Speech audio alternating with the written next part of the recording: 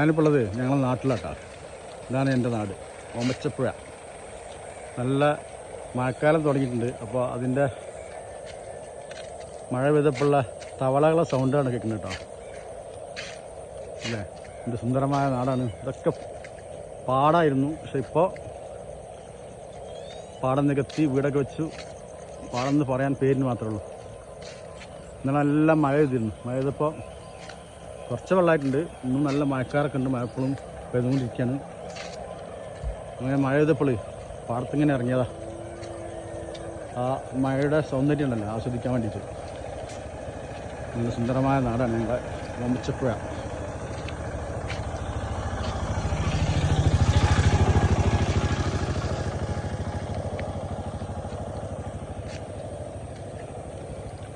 രണ്ട് സൈഡിലും പാടം, നടുവിലൂടെ റോഡ്. പക്ഷേ ഇപ്പോൾ പാടൊക്കെ തൂർന്നതുകൊണ്ട് റോഡും സൈഡിലൊക്കെ വീടുകളായിപ്പോയി. കുറഞ്ഞ ഭാഗമുണ്ട് ഇപ്പോൾ തൂർക്കാത്ത സ്ഥലം.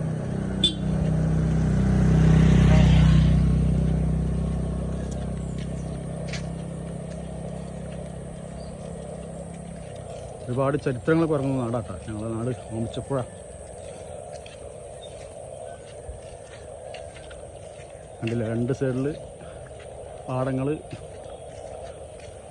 അപ്പുറം കുറേ വീടുകൾ. അതാണ് നമ്മുടെ നാട്.